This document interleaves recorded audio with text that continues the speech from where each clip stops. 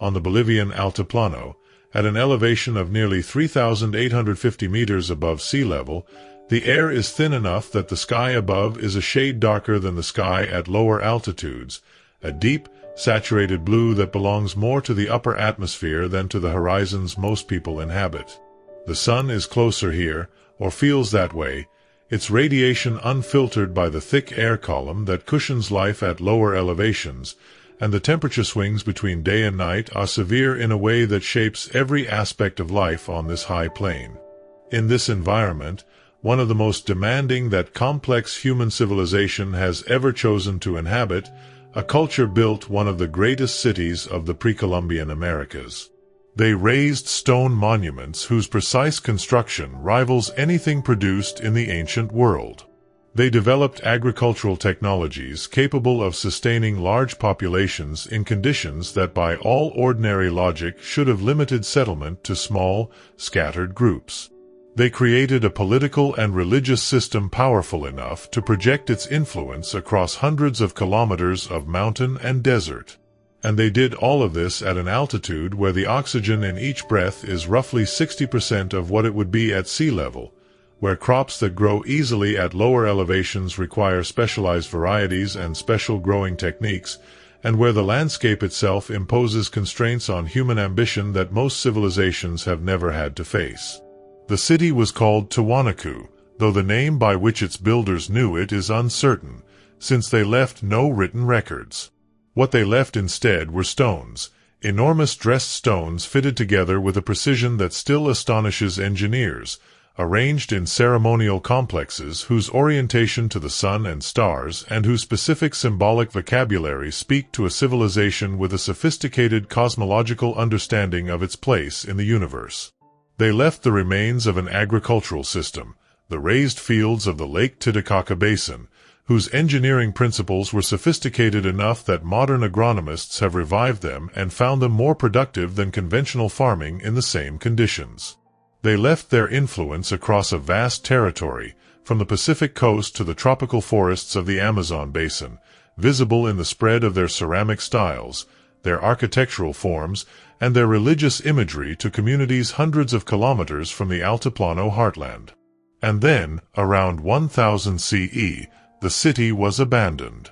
The population dispersed. The ceremonial monuments were partially dismantled, their great stones dragged off for use in later construction projects that would never approach the sophistication of what they were taking apart. The raised fields fell into disuse. The political system that had organized the labor of hundreds of thousands of people across a vast territory collapsed. The specific combination of circumstances that ended Tiwanaku is debated among archaeologists, but the evidence points strongly to a prolonged and severe drought, beginning around 950 CE, that dried up the shallow lakes and wetlands whose productivity had been the ecological foundation of the entire civilization. Tiwanaku had been sustained by a landscape that was also its ultimate vulnerability. The culture that learned to farm at nearly 4,000 meters above sea level, that engineered raised field systems capable of moderating the frost and the flooding that made conventional agriculture nearly impossible on the altiplano, that built a city whose monuments still stand after more than 1,000 years of abandonment, was ultimately defeated by a change in the climate that removed the specific ecological conditions on which its specific form of genius depended. This is the story of Tiwanaku, a civilization that pushed human ingenuity to its limits in one of the most extreme inhabited environments on Earth, and that fell when the environment itself changed beyond the limits of what even extraordinary ingenuity could accommodate. The specific combination of altitude, isolation, and ecological specificity that shaped Tiwanaku is unlike the environmental context of any other major ancient civilization. The Nile Valley, the Tigris-Euphrates Basin, the Yellow River Plain, the great river valleys that nurtured most of the world's early complex societies offered relatively predictable flooding cycles, fertile alluvial soils, and climates whose constraints, while real, did not include the oxygen deprivation, the intense solar radiation, and the killing frosts of the high altiplano. Tiwanaku was doing something that no other urban civilization in the ancient world had attempted at a comparable scale. and the specific solutions it developed to the specific challenges of its environment were as original as anything produced by the better-known civilizations of the river valleys. The Lake Titicaca Basin is the ecological heart of the altiplano, and understanding the specific character of this high-altitude lake system is essential for understanding how and why Tiwanaku civilization developed where it did and took the specific form that it did.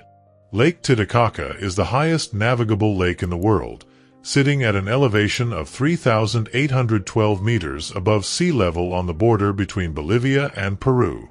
It is also, by the standards of the altiplano, an extraordinarily productive ecological resource. The lake moderates the extreme temperature swings of the high plateau, creating a microclimate around its shores that is significantly warmer at night and cooler in the daytime than the surrounding plain, reducing the frequency and the severity of the killing frosts that are the primary constraint on agriculture at this altitude. The lake's shallower southern portions, where the water is warmer and more biologically productive, supported dense populations of fish, aquatic birds, and the tatora reeds whose multiple uses, as building material, as food source, and as the raw material for the floating reed islands of the Uros people, were a fundamental resource for the communities of the lake shore. The specific technology that made agriculture viable at the scale required to sustain a large urban population was the raised field system, known in Spanish as camelones, that transformed the wetland margins of the lake into one of the most productive agricultural landscapes in the ancient Americas.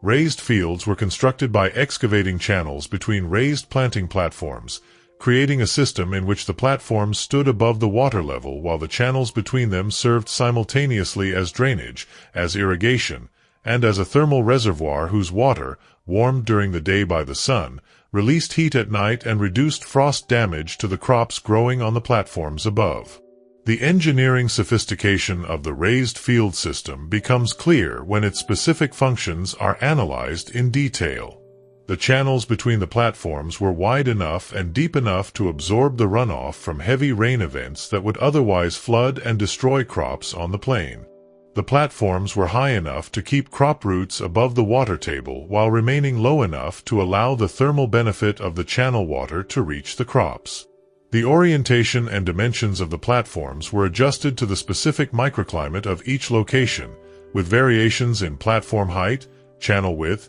and platform orientation reflecting a detailed empirical understanding of the specific frost patterns, drainage characteristics, and sunlight exposure of each section of the raised field system.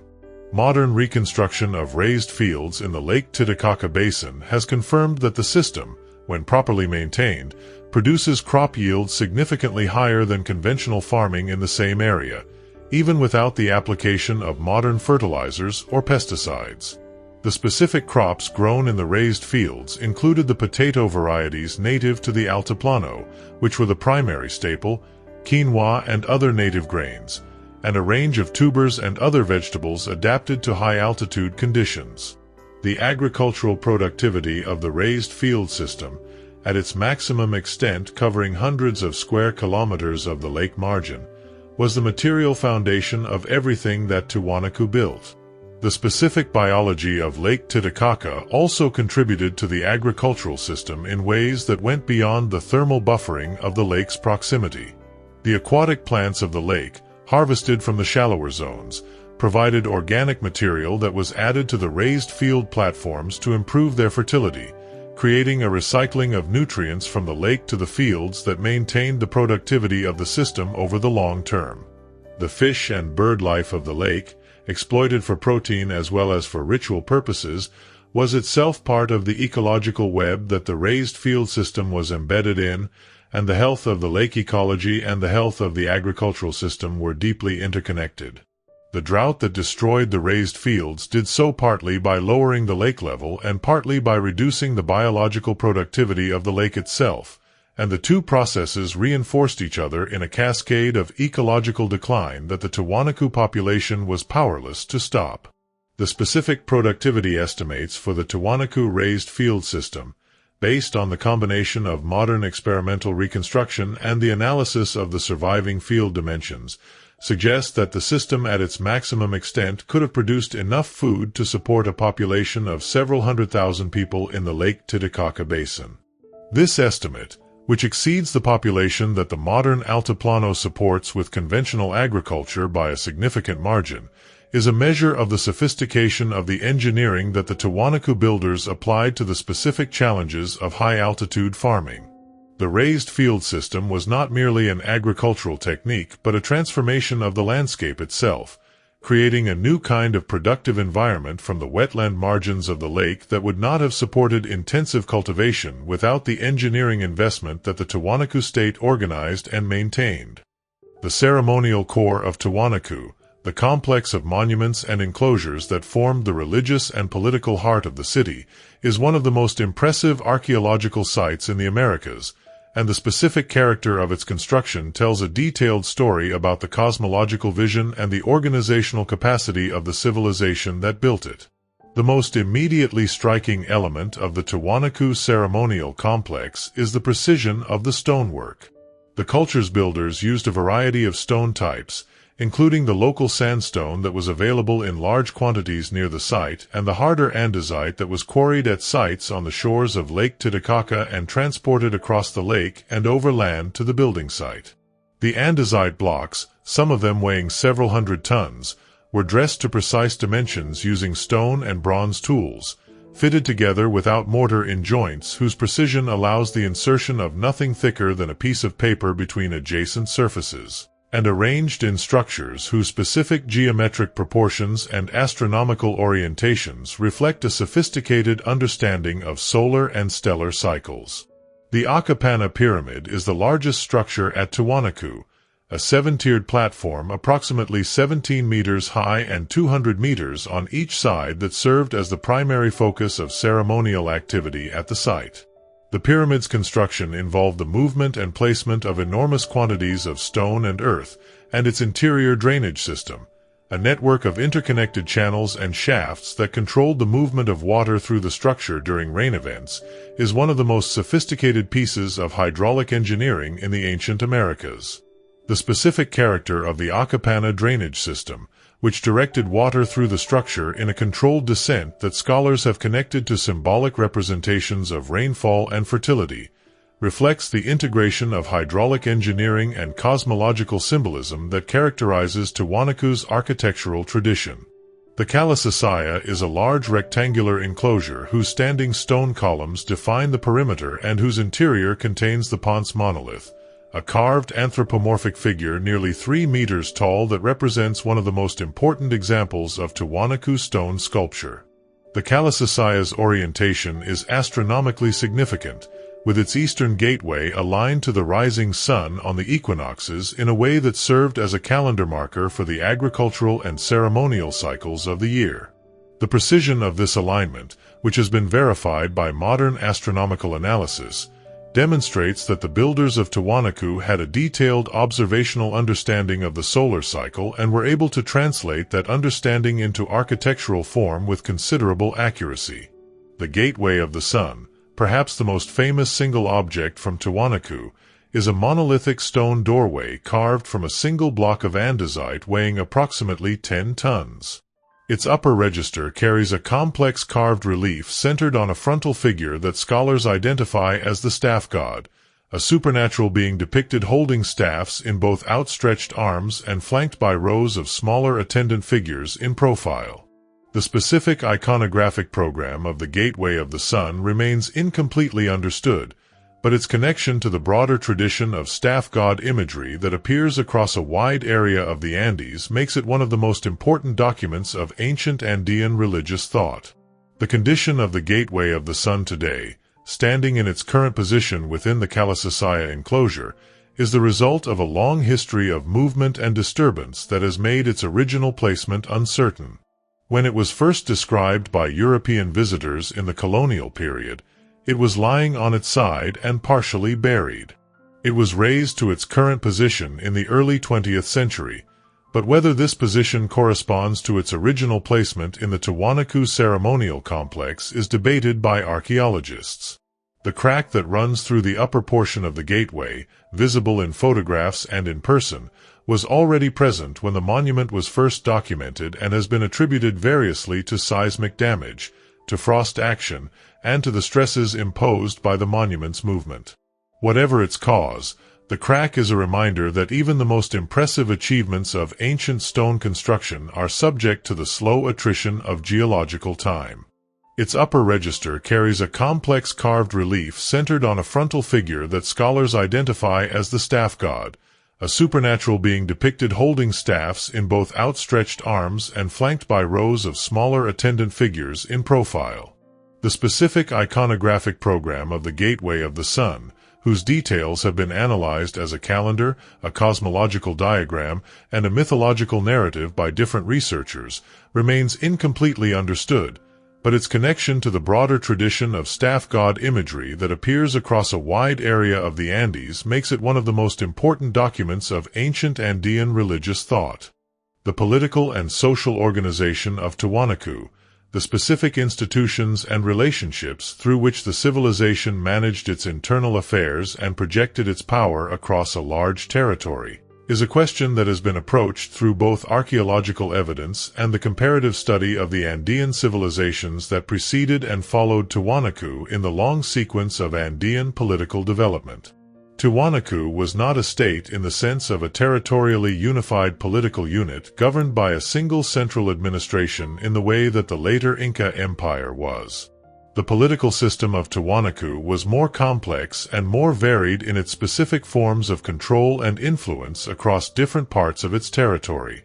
In the core zone around the southern lake basin, where the raised field system provided the agricultural surplus that supported the urban population and the specialized craftspeople and administrators of the ceremonial center, Tiwanaku appears to have exercised direct political control. The evidence for this control includes the distribution of a characteristic administrative pottery style, the standardization of architectural forms and construction techniques across the core zone, and the presence of Tiwanaku bureaucratic facilities at multiple sites within the region.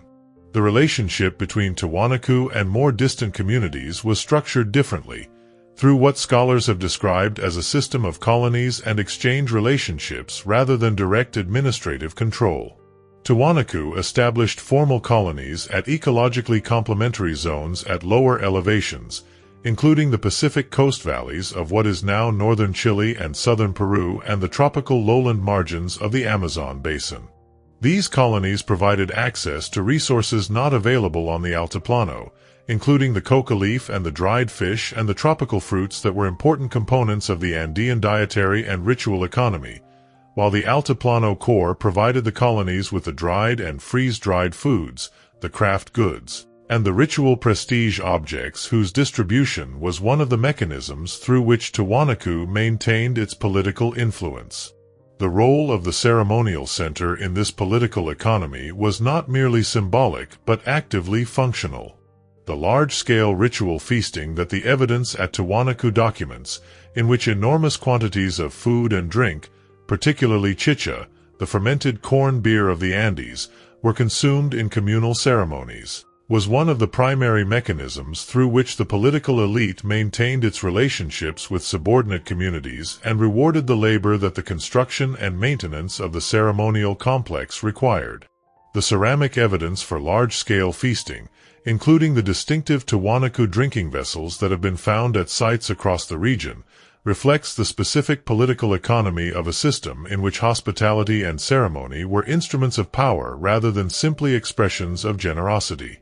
The specific social stratification of Tiwanaku society is visible in the differential access to resources and prestige goods that the archaeological evidence documents. Elite burials, distinguished by their location within or near the ceremonial monuments and by the quality and quantity of the goods interred with the deceased, reflect a system in which some individuals had access to far greater resources than others and in which this differential access was expressed and reinforced through the material circumstances of death. The evidence for craft specialization, including the workshops for the production of ceramic vessels, textile goods, and worked metal objects that have been identified at the site, suggests a social division of labor in which specific families or kin groups were responsible for the production of specific categories of goods for the use of the political elite and for the ceremonies that sustained the system. The specific population of Tiwanaku City at its height has been the subject of considerable scholarly debate, with estimates ranging from 10,000 to several hundred thousand, depending on which definition of the city's extent is used and which population density assumptions are applied. The core ceremonial area was surrounded by residential zones whose archaeological investigation has revealed dense occupation, and the broader hinterland zone contained numerous satellite settlements whose populations were economically and politically integrated with the urban center. A population of 30,000 to 40,000 in the urban core, with several hundred thousand more in the broader region under Tiwanaku's direct political control, represents a reasonable middle estimate that is consistent with the agricultural productivity of the raised field system at its maximum extent and with the scale of the labor investment visible in the construction of the ceremonial monuments. For the use of the political elite and for the ceremonies that sustained the system. The expansion of Tiwanaku influence across a large portion of the south-central Andes is one of the most significant political and cultural developments of the pre-Columbian period, and the specific mechanisms through which this expansion occurred have been a central question in Andean archaeology for several decades. At its maximum extent, between approximately 500 and 900 CE, Tiwanaku influence is visible in the archaeological record across a territory that extends from the Pacific coast of northern Chile to the tropical lowlands of eastern Bolivia and from the Titicaca Basin northward into the highlands of what is now southern Peru. The nature of this influence varied considerably across this vast territory. In some areas, particularly the formal colonies in the coastal valleys, the presence of Tiwanaku is documented by the establishment of communities that show strong architectural and material culture continuities with the altiplano core, suggesting that Tiwanaku populations settled in these areas and maintained close connections with the homeland. In other areas, the Tiwanaku presence is visible primarily through the adoption of Tiwanaku ceramic styles and iconographic motifs by local populations who maintained their own political independence while participating in the broader cultural and economic network centered on the altiplano. The specific goods that moved through the exchange networks connecting Tiwanaku to its periphery reflect the economic logic of the system. The altiplano produced in abundance the dried and freeze-dried foods, particularly the chuno, the freeze-dried potato that is one of the great technological achievements of Andean food science, that could be stored for years and transported across long distances without deterioration, and these foods were a fundamental trade good. The altiplano also produced the llama and alpaca wool that was the primary fiber of the Andean textile tradition, and the cloth produced from this wool, whose quality and specific iconographic designs marked its status as a prestige good, was one of the most important items in the long-distance exchange economy. The coastal zones provided the dried fish and the shells of the spondylus oyster, the ritual marine mollusk whose red shell was one of the most valued prestige materials in the Andes, and the tropical zones provided coca, chili peppers, and various tropical products. The religious dimension of Tiwanaku's expansion is as important as the economic dimension. The staff god iconography that appears in the Gateway of the Sun is found at sites across the Tiwanaku sphere of influence, suggesting that the spread of Tiwanaku political influence was accompanied by or expressed through the spread of a shared religious tradition centered on specific supernatural figures and ritual practices. The specific mechanisms through which Tiwanaku maintained its distant colonies are partially recoverable from the material evidence. The presence at coastal and lowland sites of pottery made in the altiplano style, the evidence for llama caravans as the primary transport mechanism for goods moving between ecological zones, and the architectural remains of Tiwanaku-style structures at colonial sites all document the physical infrastructure of an exchange system that connected the altiplano heartland to its peripheral zones. The llama caravan was the fundamental transport technology of the Andes, capable of moving loads of up to 50 kilograms per animal across the varied terrain of the mountain world, and the domestication and herding of llamas was one of the most important technologies available to the Tiwanaku state for the management of its long-distance exchange economy. The evidence for large-scale llama herding in the altiplano zone around Lake Titicaca, documented by the faunal remains from Tiwanaku and its surrounding sites, reflects the importance of this technology to the political economy of the state. The staff god iconography that appears in the Gateway of the Sun is found at sites across the Tiwanaku sphere of influence, suggesting that the spread of Tiwanaku political influence was accompanied by or expressed through the spread of a shared religious tradition centered on specific supernatural figures and ritual practices. The specific character of this religious expansion, whether it involved the active promotion of Tiwanaku belief by emissaries or priests, or whether it was a more diffuse process of cultural influence accompanying the movement of goods and people, is not fully documented by the archaeological evidence. But the consistency of the iconographic tradition across a wide area suggests some degree of intentional promotion. The specific form of Tiwanaku's political expansion, combining direct colonial settlement in some areas with more diffuse cultural influence in others, reflects a political sophistication that recognized the different levels of investment and return available from different types of relationship.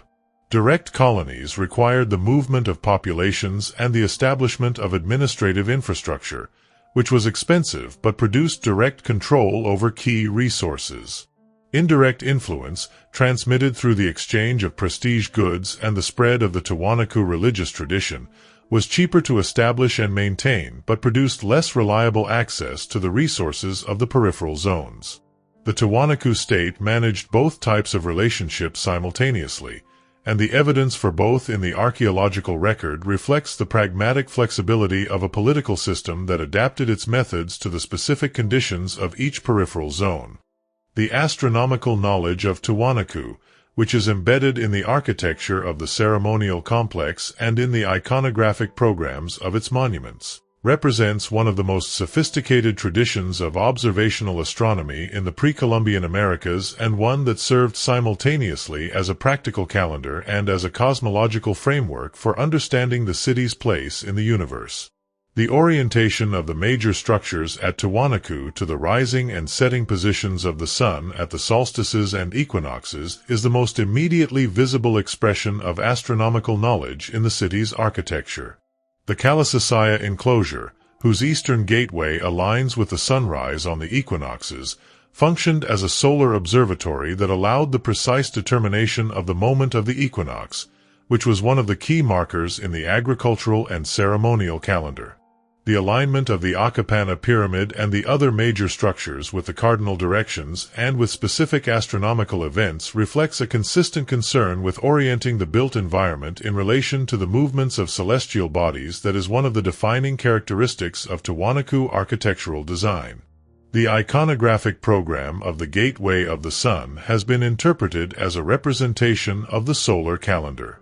The central figure, the staff god, stands on a stepped platform that some scholars interpret as a representation of the Akapana pyramid, and the 48 smaller figures that flank him in 3 horizontal rows have been analyzed as representing the days, months, and seasons of the solar year. The specific counting of these figures, which aligns with certain interpretations of the Andean calendar system, and the detailed carving of their costumes and attributes, which vary in systematic ways that may encode calendar information, have been the subject of extensive scholarly analysis that has not produced a consensus but that has established the astronomical dimension of the monument's meaning beyond reasonable doubt. The Tiwanaku calendar system, as it can be reconstructed from the architectural and iconographic evidence, appears to have been a solar calendar based on careful observation of the positions of the sun on the horizon throughout the year. The specific technology of this observation, which required a fixed observation point and the marking of the positions of sunrise and sunset on the horizon at specific calendar moments, is reflected in the layout of the ceremonial complex, which can be understood as a solar observatory at the scale of a city, with specific structures serving as observation points and specific horizon markers defining the calendar intervals that structured the agricultural and ceremonial year. The practical importance of astronomical knowledge in the altiplano environment cannot be overstated. The timing of planting and harvest in high-altitude agriculture is constrained by the specific pattern of frosts and rains in a way that requires precise knowledge of the seasonal cycle, and the margin for error is small enough that a planting that is too early or too late can result in total crop failure. The astronomical calendar that Tiwanaku's builders encoded in their architecture was not merely a philosophical or religious statement but a practical tool for agricultural management, and the precision with which they observed and recorded the solar cycle reflects the direct connection between astronomical knowledge and agricultural survival at nearly 4,000 meters above sea level. The specific role of the Tiwanaku ceremonial complex as a functioning solar observatory is reinforced by the evidence for a class of specialized astronomical priests or calendar keepers, whose knowledge of the celestial cycles was translated into the agricultural and ceremonial calendar that organized the city's collective life. The maintenance and transmission of this astronomical knowledge, in the absence of a writing system, required a sophisticated tradition of oral instruction and mnemonic aids, possibly including the textiles whose iconographic programs encoded astronomical information in a medium that could be carried, exchanged, and read by those trained in the tradition. The specific astronomical knowledge preserved in Andean oral tradition and in the iconographic programs of the textiles and ceramics of later Andean cultures may preserve elements that go back to the Tiwanaku period, though the specific connections are difficult to establish with certainty. The timing of planting and harvest in high-altitude agriculture is constrained by the specific pattern of frosts and rains in a way that requires precise knowledge of the seasonal cycle, and the margin for error is small enough that a planting that is too early or too late can result in total crop failure. The astronomical calendar that Tiwanaku's builders encoded in their architecture was not merely a philosophical or religious statement but a practical tool for agricultural management, and the precision with which they observed and recorded the solar cycle reflects the direct connection between astronomical knowledge and agricultural survival at nearly 4,000 meters above sea level. The technology of Tiwanaku stone construction, which produced some of the most precise and most massive dressed stone architecture in the ancient world, involved a combination of sophisticated quarrying, transportation, and finishing techniques whose specifics have been partially recovered through archaeological investigation and experimental archaeology. The primary stone used in Tiwanaku's most important structures was andesite, a dense volcanic rock whose hardness and resistance to weathering made it the ideal material for the most demanding architectural applications, but whose quarrying and shaping required bronze and stone tools of considerable sophistication. The main andesite quarry was located at Copacabana, on the shore of Lake Titicaca, approximately 90 kilometers from the building site. The transportation of multi-ton blocks from the quarry to the city required a solution to a logistical challenge of considerable magnitude. How to move stones weighing tens or hundreds of tons across a landscape that offered no navigable rivers, no wheeled vehicles, and no large draft animals capable of pulling heavy loads. The most plausible reconstruction of the Tiwanaku stone transportation system involves the use of the lake itself as the primary transport medium, with the blocks floated on reed rafts across Lake Titicaca and then dragged overland from the lake shore to the building site using ropes, sledges, and the organized labor of large numbers of workers. The experimental demonstration of this technique, carried out by Bolivian researchers using replica tools and traditional methods, has confirmed that the transportation of large stone blocks by this method is feasible, though extraordinarily demanding in terms of labor coordination and physical effort. The finishing of the stone at the building site required a different set of skills and tools. The precise fitting of adjacent blocks, which achieved tolerances of less than a millimeter in some of the best examples, was accomplished by the patient grinding of mating surfaces with abrasive stones until they made full contact across their entire area. The evidence for this grinding is visible in the specific character of the finished joint surfaces, which show the marks of the abrasive tools rather than the cutting marks that would characterize a surface that had simply been sawed or chiseled to its final dimension. The labor investment in this final fitting stage was enormous, and the precision of the results reflects both the skill of the craftspeople and the importance that Tiwanaku placed on the quality of its most sacred architecture. The specific construction techniques used in different structures at Tiwanaku varied according to the function and the importance of the structure. The most prestigious buildings, including the Kalasasaya and the structures associated directly with the Akapana pyramid,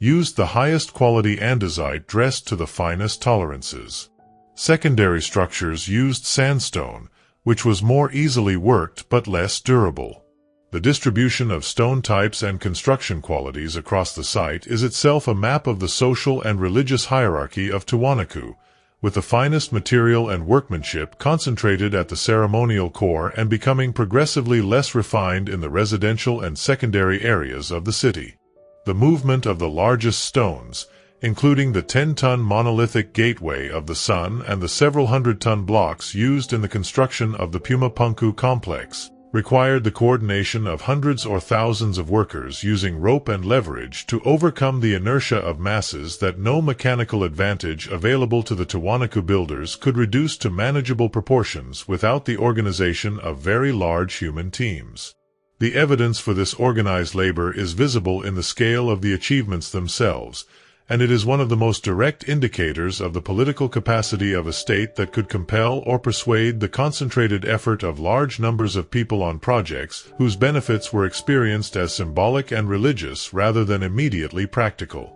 The specific form of labor organization used at Tiwanaku was most likely the MITA, the system of rotational labor service that was later systematized by the Inca Empire, and that was the primary mechanism through which Andean states extracted the labor of their subject populations for large-scale construction and other state projects. Under this system, communities provided workers for state projects for specific periods of time, receiving in return the food, drink, and prestige goods that the state distributed through the ceremonial feasting system.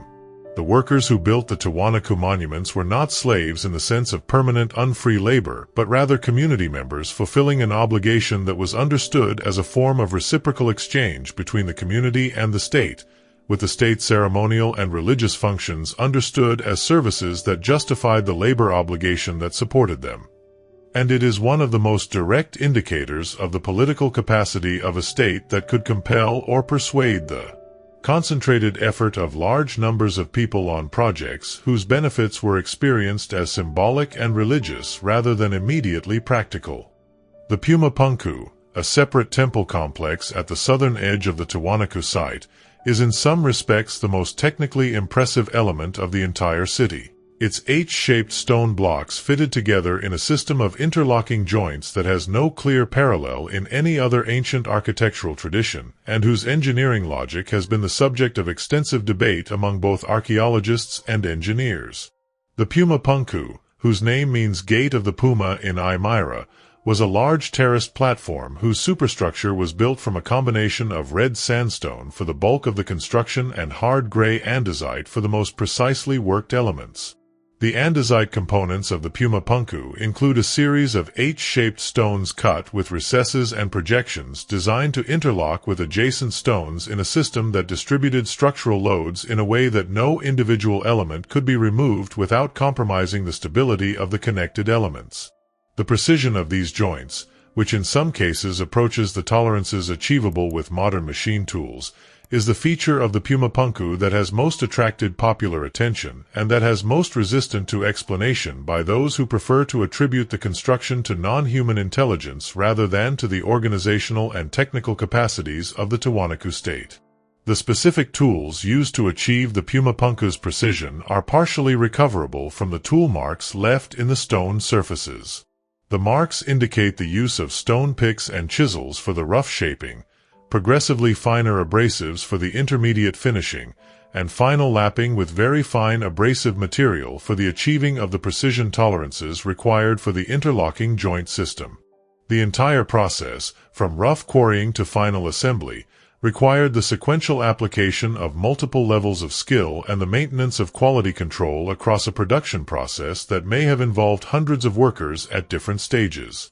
The Tiwanaku was apparently not completed at the time of Tiwanaku's abandonment. Several large stones intended for the superstructure were found lying in the positions where they had been placed as part of a transport or assembly process, and the layout of the remaining elements suggests that the construction was interrupted before the building had reached its planned final form. This incompletion is one of the most poignant aspects of the Tiwanaku, a testament to the ambition of a civilization that was still building at the moment when the conditions that sustained it began to fail. The Tiwanaku has attracted more than its share of fringe speculation about non-human construction methods, driven primarily by the extraordinary precision of its stonework and by the assumption that such precision must be beyond human capability without modern machine tools. This assumption is demonstrably incorrect. The precision of the Tiwanaku's stonework, while exceptional, is achievable with the tools and techniques available to the Tiwanaku builders when applied with sufficient skill, patience, and time. What the Tiwanaku actually demonstrates is not the impossibility of human achievement, but the extraordinary capacity of a well-organized human society to concentrate skilled labor on a specific goal and to maintain the quality standards and the material supply necessary to achieve it. The builders of the Tiwanaku were human beings, working with stone and bronze and rope, and what they accomplished is more remarkable for being human than it would be for being otherwise. The Tiwanaku's specific construction sequence, as reconstructed from the physical evidence, involved the delivery of large andesite blocks from the lake shore, their rough shaping at or near the delivery point, the progressive refinement of individual stones using successively finer abrasive materials, and the final assembly in which precisely fitted components were slid into place using the interlocking joint system. Each stage required a different set of skills and tools, and the management of the workflow across these stages, ensuring that components were ready for assembly in the correct sequence and that the quality standards at each stage were sufficient for the work of subsequent stages, required the kind of production management that we tend to associate with industrial rather than pre-industrial construction. The Tiwanaku state was capable of this management because it had the organizational infrastructure, the specialist craftspeople, and the political authority to compel and coordinate the sustained effort that the project required. The textile tradition of Tiwanaku, while less immediately visible than the stone architecture, is one of the most technically sophisticated and artistically rich traditions of the ancient Americas, and the specific character of Tiwanaku textiles provides important information about the social and religious life of the civilization that produced them. The primary fiber of the Tiwanaku textile tradition was the wool of the camelids, the llamas and alpacas that were the most important domestic animals of the altiplano and whose herding was one of the primary economic activities of the region. Alpaca wool in particular, which is finer and softer than llama wool and which can be dyed in a wide range of colors using the plant and mineral dyes available in the Andean environment, was the preferred fiber for the highest quality textiles. The specific colors and color combinations used in Tiwanaku textiles, including the reds produced from cochineal, the yellows from various plant sources, and the deep blues and greens from indigo and other plant dyes, were not merely aesthetic choices but carried specific symbolic meanings within the iconographic system of the culture. The iconographic program of Tiwanaku textiles parallels the iconographic program of the stone monuments and ceramics in its use of the staff god and associated supernatural figures, but the textile medium allowed a flexibility and complexity of representation that stone carving could not match. The specific techniques of the Tiwanaku weavers, who used the tapestry technique in which individual colored weft threads are woven in sections across the warp to create complex geometric and figurative designs, allowed the production of images of extraordinary detail and precision.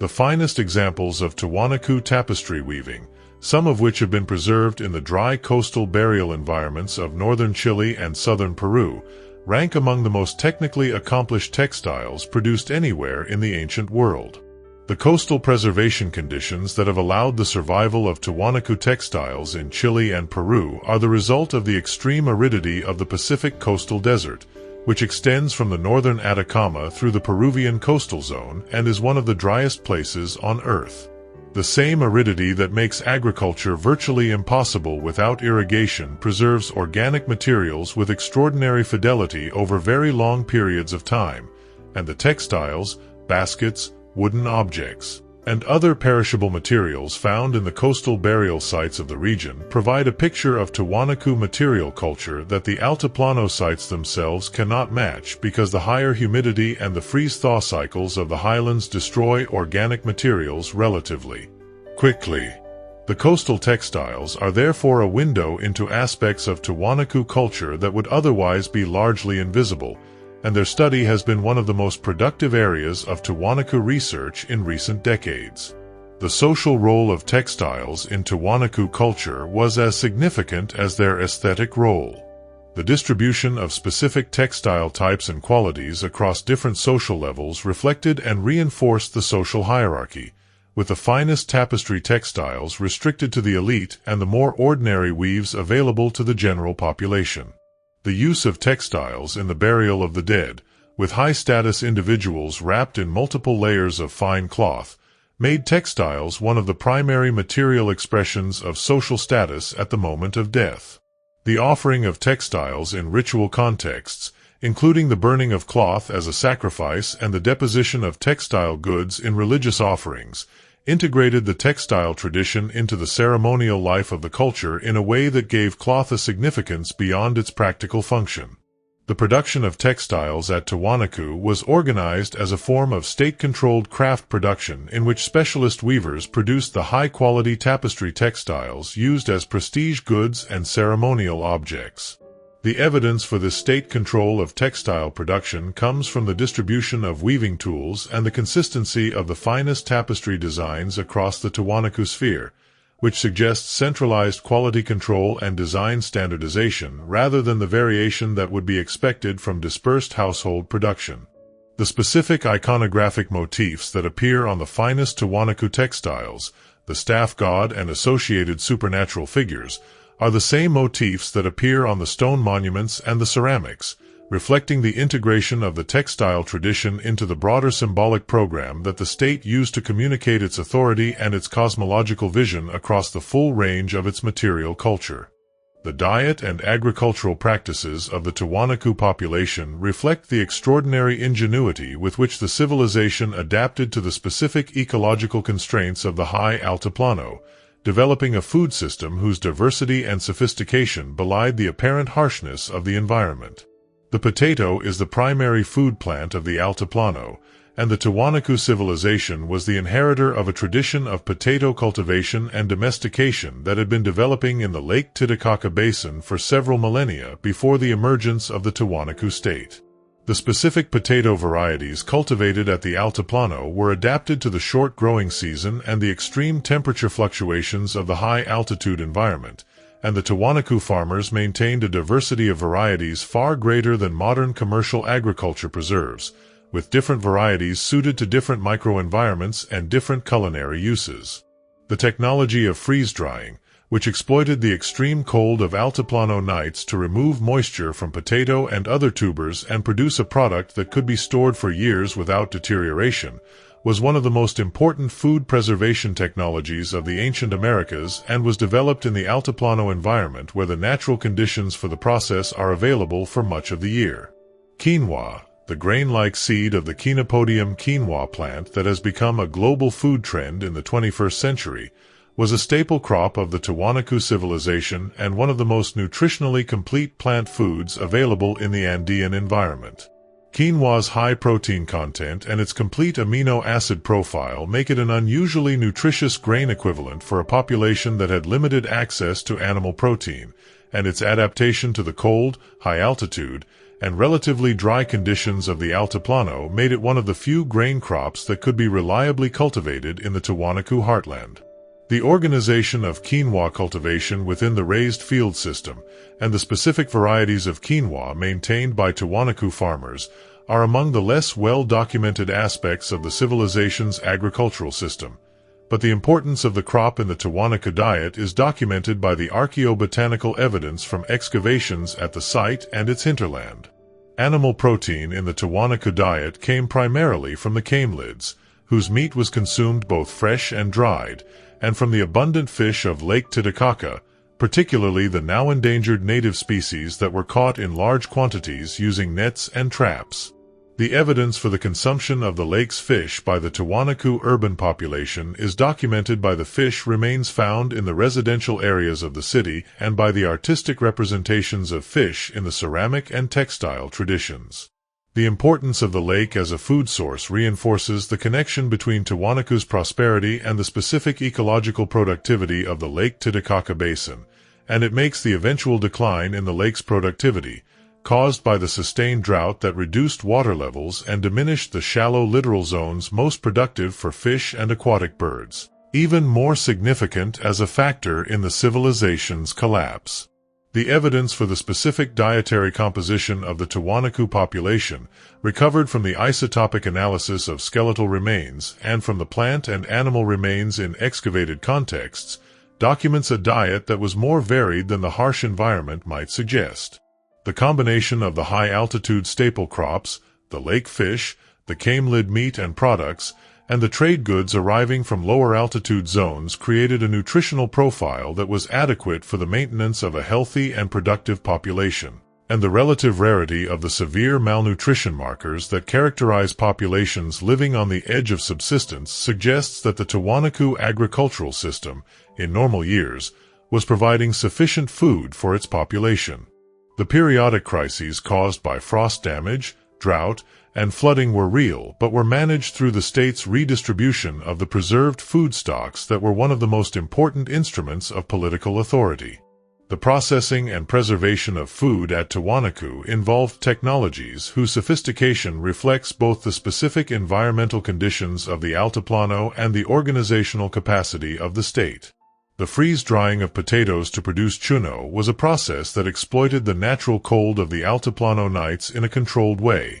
Harvested potatoes were spread on the ground and allowed to freeze at night, then trampled during the day to express the water released by freezing. And this process was repeated over multiple cycles until the moisture content was reduced to the level at which the product could be stored indefinitely without deterioration. The state capacity of Tiwanaku was partly expressed through the control and redistribution of these preserved foods, which allowed the urban population to be fed through periods of agricultural failure and which made possible the large-scale ceremonial feasting that was one of the primary instruments of political authority. And it makes the eventual decline in the lake's productivity, caused by the sustained drought that reduced water levels and diminished the shallow littoral zones most productive for fish and aquatic birds, even more significant as a factor in the civilization's collapse. The collapse of Tiwanaku, which occurred over a period of approximately 50 years beginning around 950 CE, is one of the best documented cases of civilizational collapse in the pre-Columbian Americas, and the archaeological and paleoclimatic evidence for the specific mechanisms of the collapse has been the subject of intensive research since the early 2000s. The primary driver of the Tiwanaku collapse, as identified by the convergence of multiple lines of evidence, was a prolonged drought that reduced the water levels of Lake Titicaca and the surrounding lakes and wetlands by an estimated 10 to 17 meters over a period of several decades beginning around 950 CE. The evidence for this drought comes from multiple independent sources. The analysis of ice cores from the Quelquea ice cap in southern Peru, which preserve a detailed record of precipitation going back more than 1,500 years. The analysis of lake sediment cores from Lake Titicaca and surrounding lakes, which record the changing water levels and biological productivity of the lake system through time. And the analysis of tree rings from the limited tree-bearing zones at the margins of the altiplano, which provide independent confirmation of the drought's timing and severity. The specific impact of the drought on the Tiwanaku agricultural system was catastrophic. The raised field system, which depended on the maintenance of a precise relationship between the water level in the channels and the height of the planting platforms, required a relatively stable water table to function effectively. When the lake level dropped far enough to drain the wetland areas in which the raised fields had been constructed, the fields became non-functional. The channels dried up, the thermal buffering that had protected crops from frost was lost, and the drainage system that had prevented flooding became irrelevant. The raised fields could not be easily relocated or adapted, because their construction required the specific wetland conditions that the drought had eliminated. The agricultural system that had sustained the Tiwanaku population for centuries was effectively destroyed by the sustained reduction in the lake's water level. The political consequences of the agricultural collapse followed quickly from the economic consequences. The elite of Tiwanaku had maintained its authority through the control and redistribution of agricultural surplus, through the organization of the labor that built and maintained the ceremonial monuments, and through the religious prestige that the ceremonial complex concentrated and projected. When the agricultural surplus collapsed, the material basis for elite authority collapsed with it, and the political system that had been built on the control of that surplus was unable to reconstitute itself in the fundamentally changed ecological conditions.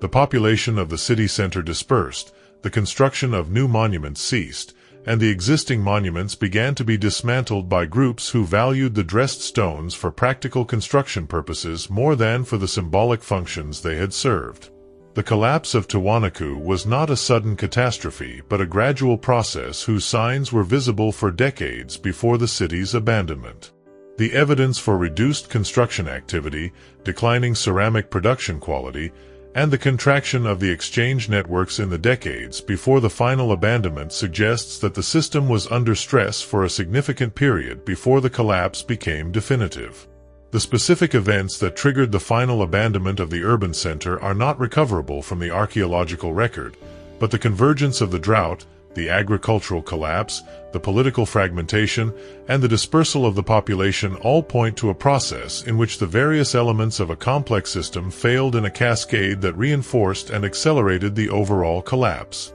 The Tiwanaku collapse is an important case study for the broader question of how complex societies respond to environmental stress, because it combines an unusually well-documented climate change event with an unusually well-preserved archaeological record of the society that experienced it. The lesson that emerges from the Tiwanaku case is not that the civilization failed to adapt, but that the specific form of the civilization could not survive the level of lake-level decline that the drought produced. Tiwanaku's specific genius was also its specific vulnerability.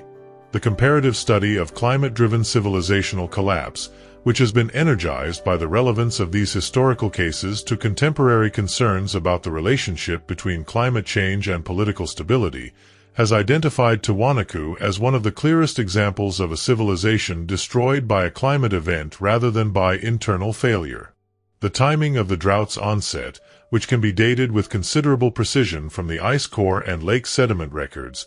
corresponds closely to the timing of the abandonment of the raised fields and the contraction of the urban population that the archaeological evidence documents, creating one of the most direct correlations between a specific climate event and a specific civilizational response available in the pre-Columbian record. The paleoclimatic evidence from Tiwanaku has also contributed to a broader understanding of the long-term climate variability of the south-central Andes, demonstrating that the drought of the 10th century was not an isolated anomaly but part of a pattern of multi-decadal drought cycles that have recurred throughout the Holocene and that have shaped the development of human societies in the Andean highlands across thousands of years of human occupation. The lesson that emerges from the Tiwanaku case is not that the civilization failed to adapt, because there is evidence for adaptation in the form of the continued use of the raised fields in some areas after the lake levels began to drop, but that the specific form of the civilization, which depended on the productivity of the raised field system in the wetland margins of the lake, could not survive the level of lake-level decline that the drought produced. A different form of civilization, with a different agricultural technology and a different political economy, might have survived the same climate event in the same landscape. Tiwanaku's specific genius was also its specific vulnerability. But the convergence of the drought, the agricultural collapse, the political fragmentation, and the dispersal of the population all point to a process in which the various elements of a complex system failed in a cascade that reinforced and accelerated the overall collapse. The descendants of the Tiwanaku civilization, the Aymara people who continue to inhabit the Lake Titicaca Basin and the surrounding altiplano today, maintain cultural traditions, linguistic practices, and in some cases agricultural techniques that preserve elements of continuity with the pre-collapse past. The Aymara language, which was the primary language of the Tiwanaku region before and probably during the Tiwanaku period, continues to be spoken by several million people in Bolivia, Peru, and northern Chile, making it one of the most vital indigenous languages of South America. The specific vocabulary of the Aymara language, including its terms for the agricultural practices, the celestial bodies, and the supernatural beings of the altiplano tradition, provides linguistic evidence for the cultural continuity between the pre-collapse population and its modern descendants. The Aymara calendar system, which is still used in some communities for the timing of agricultural and ceremonial activities, preserves elements that may be continuous with the sophisticated astronomical calendar that Tiwanaku's builders encoded in the gateway of the sun and the orientations of the ceremonial complex. The specific agricultural practices of the Aymara communities around Lake Titicaca, some of which include the revival of the raised field system under the direction of archaeologists and agronomists who recognized its superior productivity in the altiplano conditions, represent a practical continuity with the pre-collapse agricultural tradition. The revival project, which began in the 1980s and has been expanded in subsequent decades, has demonstrated that raised field agriculture produces yields consistently higher than those achieved with conventional methods in the same areas, validating the engineering wisdom of the Tiwanaku farmers and providing a direct connection between the ancient civilization's most important practical achievement and the agricultural challenges of the modern altiplano communities. The cosmological and religious traditions of the modern Aymara communities, which have been transformed by 5 centuries of Catholic influence but which retain elements of the pre-Christian belief system that are recognizable in their connection to the Tiwanaku tradition, provide another dimension of cultural continuity. The concept of the Pachamama, the Earth Mother whose veneration is one of the most widespread and persistent elements of Andean religious tradition, the specific ritual practices associated with the transitions of the agricultural year, and the continued importance of offerings to the lake and to the mountain peaks as supernatural powers,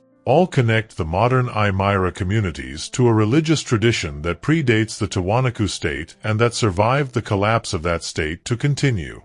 as a living element of Andean culture into the present. The modern Aymara New Year ceremony, held at the winter solstice in June at Tiwanaku itself, draws thousands of participants who watch the sunrise through the gateway of the Kalasasaya in a ceremony that explicitly connects the modern indigenous community to the astronomical tradition of the ancient city. Whether this ceremony preserves elements of genuine continuity with pre-Columbian practice or is a modern creation that uses the ancient site as a symbolic backdrop is a question debated by anthropologists, but the vitality of the ceremony and the depth of feeling it generates are evidence that the connection between the modern community and the ancient site is real. The revival of the raised field agricultural system in the Lake Titicaca Basin has been one of the most practically significant developments in the relationship between archaeological research and contemporary indigenous communities. The demonstration that raised field agriculture produces yields significantly higher than those of conventional methods under the same conditions has given the communities that have adopted it both a practical economic benefit and a direct material connection to their ancestors' most important technological achievement.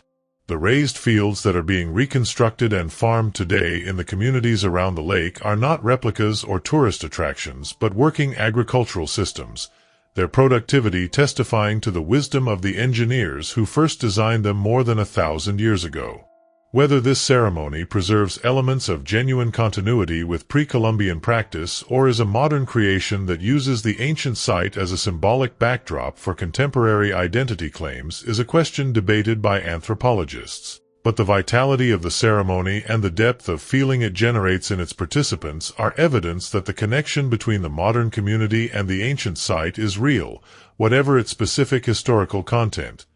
Provide another dimension of cultural continuity. The concept of the Pachamama, the Earth Mother whose veneration is one of the most widespread and persistent elements of Andean religious tradition, the specific ritual practices associated with the transitions of the agricultural year, and the continued importance of offerings to the lake and to the mountain peaks as supernatural powers, all connect the modern Aymara communities to a religious tradition that predates the Tiwanaku state and that survived the collapse of that state to continue as a living element of Andean culture into the present. The history of the archaeological investigation of Tiwanaku reflects both the development of archaeological science as a discipline and the specific political and intellectual context of Bolivia and Peru as nations whose pre-Columbian heritage has been central to the construction of national identity. The first systematic descriptions of the Tiwanaku ruins by European visitors date from the 16th century, when the Spanish colonial administration was documenting the territories it had conquered. The earliest European accounts, including descriptions by Pedro Cieza de Leon and the Jesuit priest Bernabe Cobo, recognized the site as an extraordinary achievement but attributed it to a mythological people of the past rather than to the ancestors of the indigenous population they saw living around it. This tendency to disconnect the great monuments of Tiwanaku from their actual human authors was one of the most persistent distortions in the early literature on the site, and it was combined with the systematic looting of the site stone that began with the Spanish colonial period and continued into the 19th and early 20th centuries. The systematic archaeological study of Tiwanaku began in the late 19th century, with the work of Ephraim George Squire and later Arthur Poznański, whose investigations produced the first detailed plans and descriptions of the site's major structures. Poznański's work, while pioneering in its documentation of the physical remains, was characterized by speculative interpretations, particularly his claim that Tiwanaku was more than 10,000 years old, that have not been supported by subsequent research. The radiocarbon dating that became available in the mid-20th century established a chronology for Tiwanaku's development that places its major building phase between approximately 500 and 900 CE, making it a civilization of the first millennium rather than the mythological antiquity that earlier researchers had proposed. The more recent decades of Tiwanaku archaeology, conducted primarily by Bolivian archaeologists working in collaboration with international teams from the United States, Germany, and other countries, have produced a substantially more detailed and more nuanced picture of the site and its history. The excavations of the Proyecto Arqueológico Huila Jawaira, directed by Alan Kalata and Charles Ortloff in the 1980s and 1990s, were particularly important in documenting the raised field system and its relationship to the Tiwanaku political economy, and in establishing the paleoclimatic evidence for the drought that ended the civilization. Subsequent work has refined the chronology, expanded the understanding of the city's layout and population, and begun to address the questions of social organization and daily life that earlier investigations had largely ignored. The investigation of the residential areas of Tiwanaku, which received much less archaeological attention than the ceremonial core in the early decades of research, has produced a picture of the city's domestic life that significantly enriches the understanding of the civilization. The evidence for differential access to resources across different neighborhoods, the distribution of craft production activities within the residential areas, and the specific diet and health characteristics of the population as revealed by skeletal analysis all contribute to a social history of Tiwanaku that complements the political and religious history recovered from the ceremonial monuments and the elite burials. The application of geophysical survey techniques, including ground-penetrating radar and magnetometry, has allowed archaeologists to map the extent of the residential areas without excavation and has revealed that the urban extent of Tiwanaku was considerably larger than the visible surface remains suggest, with dense occupation extending well beyond the boundaries of the currently visible ceremonial complex. The dietary evidence from the skeletal remains of Tiwanaku's population, analyzed through isotopic analysis and the study of dental pathology, provides a picture of a population whose diet was nutritionally adequate by the standards of pre-industrial societies, but that showed the specific patterns of stress associated with high-altitude living and with the reliance on a limited range of staple crops. The evidence for nutritional stress in childhood, visible in the enamel defects of adult teeth, reflects the vulnerability of the population to the periodic crop failures that the altiplano environment produced even in good years. And the variation in dietary quality across different social groups documents the differential access to resources that was one of the defining features of the Tiwanaku social hierarchy. The geophysical survey of the Tiwanaku urban area has revealed that the city extended over an area of approximately 4 to 6 square kilometers, a substantial urban footprint that, combined with reasonable population density estimates for the residential areas, supports a core population in the range of 20,000 to 30,000 people. The density and distribution of the residential remains across this area are not uniform, with certain neighborhoods showing evidence of higher status occupation, better access to water, and proximity to the ceremonial complex, while others show more crowded and more modest occupation. This spatial social differentiation, which is visible in the material evidence of the residential areas, reflects the social hierarchy of the city in its geographic expression and provides a physical complement to the evidence for social stratification that the elite burials and the distribution of prestige goods documents at the level of individual households and individuals. The Tiwanaku site today, which has been a UNESCO World Heritage Site since 2000, presents both the extraordinary achievement of an ancient civilization and the complex challenges of preserving and interpreting that achievement in the context of a modern Bolivia that is still working out its relationship with its indigenous heritage. The physical state of the Tiwanaku ruins has been significantly affected by a long history of looting and casual destruction that preceded systematic archaeological investigation.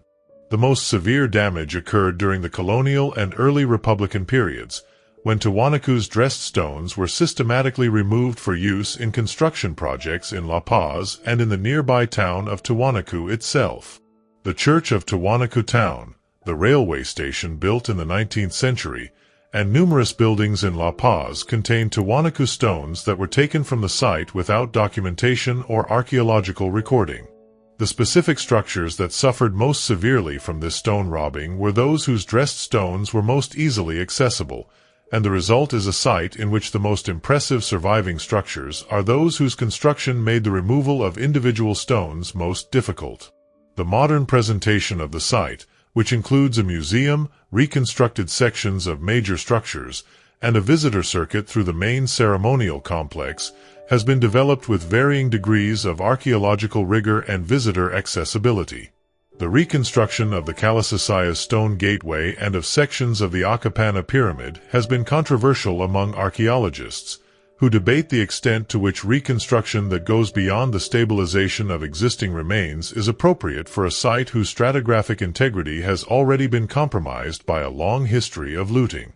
The tension between the desire to present the site in a visually accessible form that communicates its original grandeur to visitors and the archaeological imperative to preserve the remaining evidence in a form that future research can still interrogate is one that has not been fully resolved at Tiwanaku or at most other major archaeological sites around the world. The political dimension of Tiwanaku's heritage in contemporary Bolivia is significant. The election of Evo Morales in 2005 as the first indigenous president of Bolivia brought a new emphasis on pre-Columbian heritage to Bolivian national politics, and Tiwanaku became one of the central symbols of this emphasis. Morales chose to hold his inauguration ceremony at Tiwanaku on the day before his formal presidential inauguration in the capital, in a ceremony that connected his presidency explicitly to the pre-Columbian past of the altiplano. The Aymara and Quechua communities of the region have increasingly asserted their connection to Tiwanaku as their heritage and their right to participate in decisions about the site's management,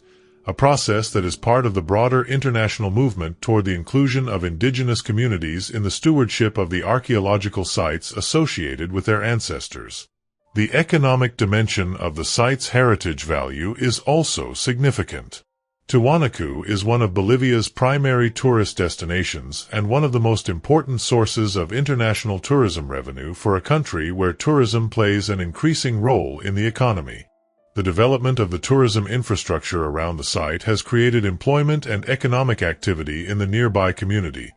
but it has also created tensions about the distribution of the economic benefits and about the appropriate balance between accessibility for tourists and the preservation of the site's integrity.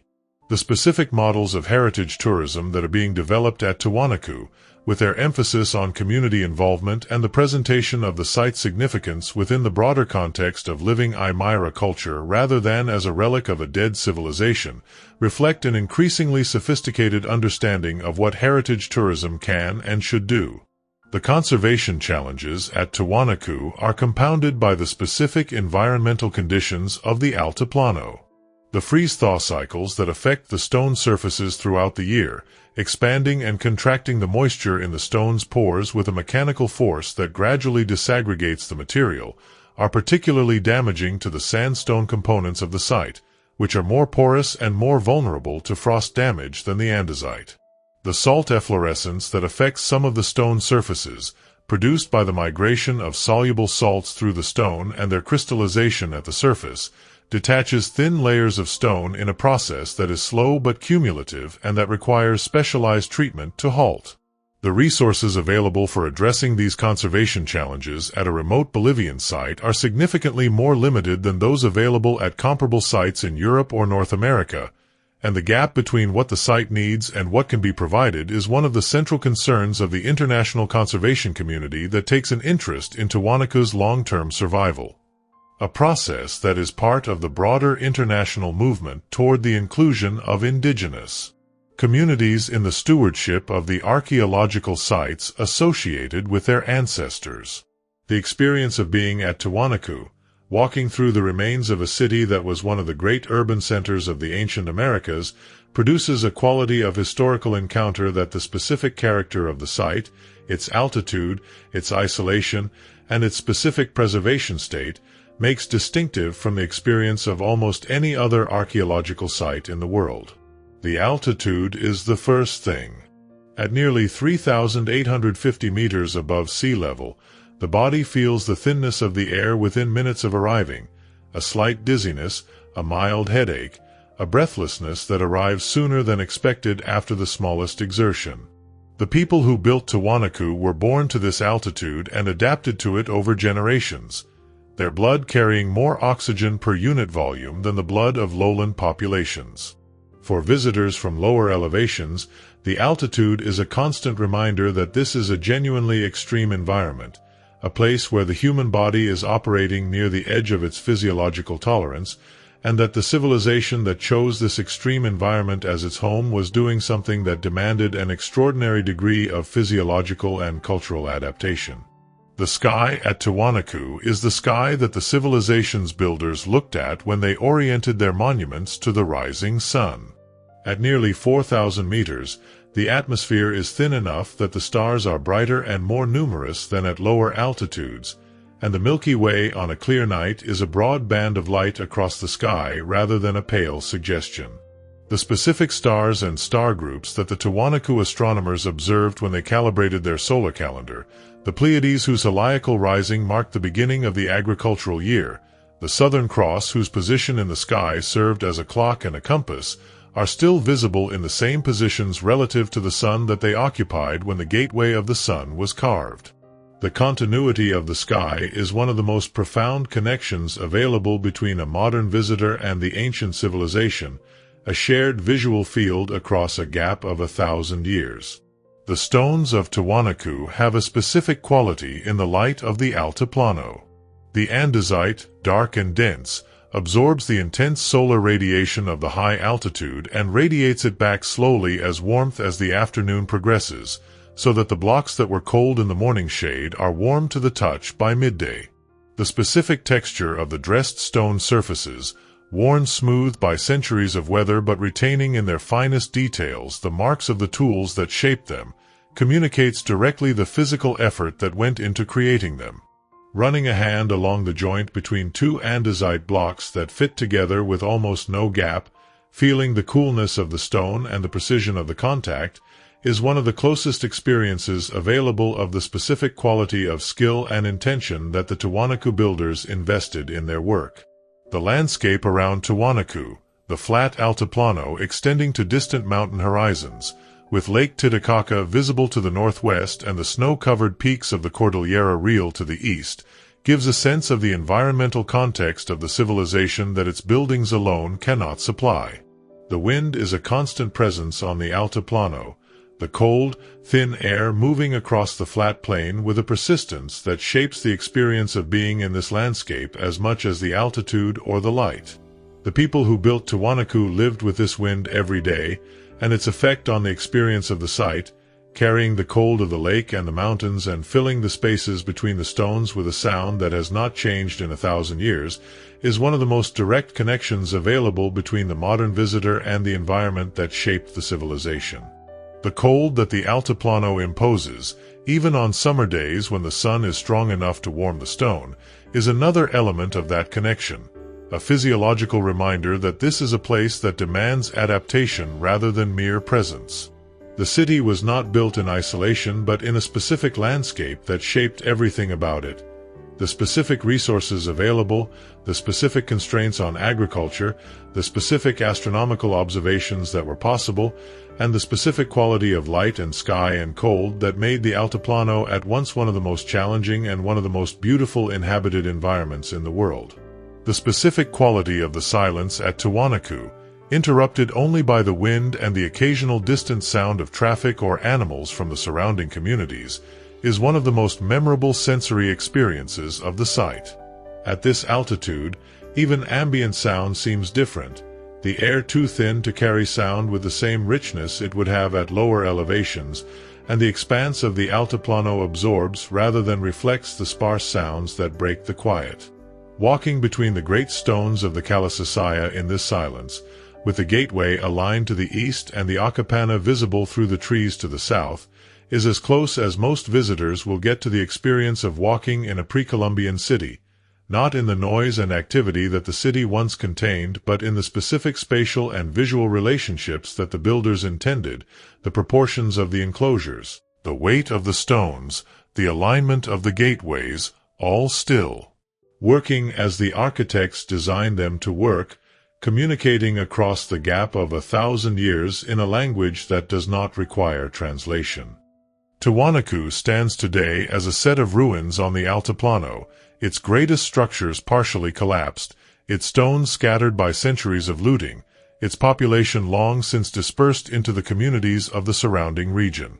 And yet the site communicates something about the ambition and the achievement of its builders that the partial destruction of the physical remains has not been able to erase. The civilization that built Tiwanaku was doing something genuinely difficult. It was sustaining a complex urban society at nearly 4,000 meters above sea level, in an environment that most agricultural societies have treated as marginal at best, using a combination of agricultural ingenuity, political organization, and religious motivation that allowed it to overcome constraints that would have defeated less resourceful or less determined civilizations. The raised field system was not an obvious solution to the agricultural challenges of the altiplano, but an engineered one, the product of generations of observation and experimentation that identified a specific combination of soil preparation, water management, and microclimate modification capable of producing reliable yields in conditions of extreme cold,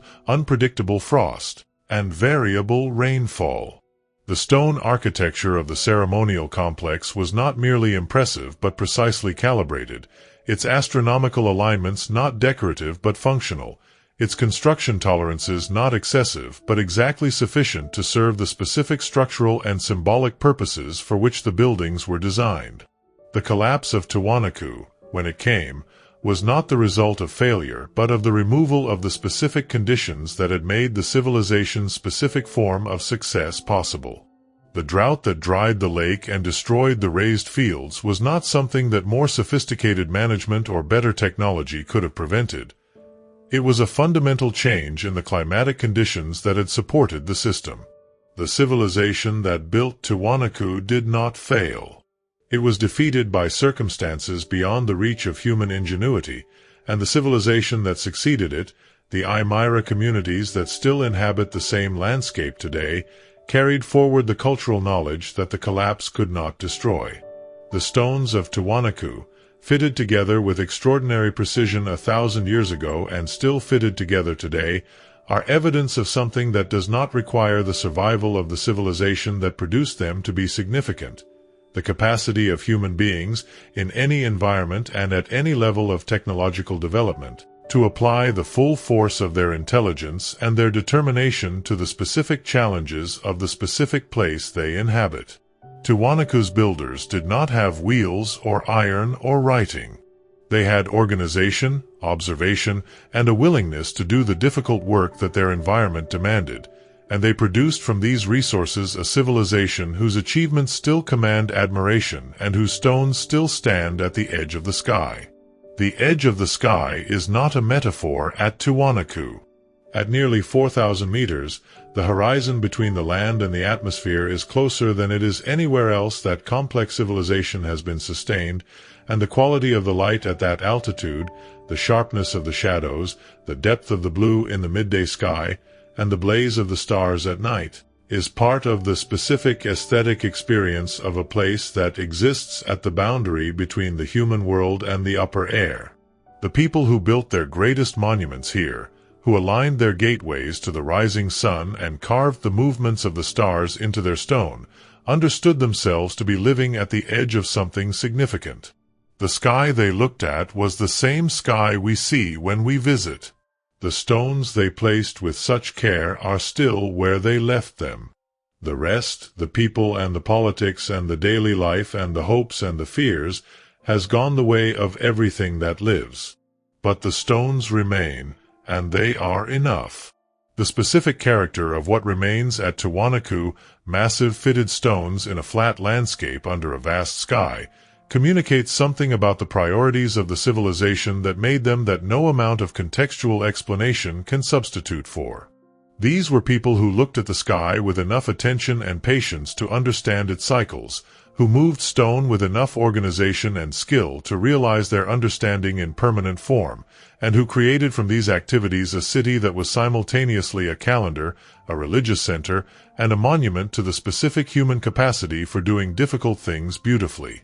That the city is now mostly gone, that the population has dispersed and the political system has vanished and the monuments have been partly dismantled, does not change what it represents.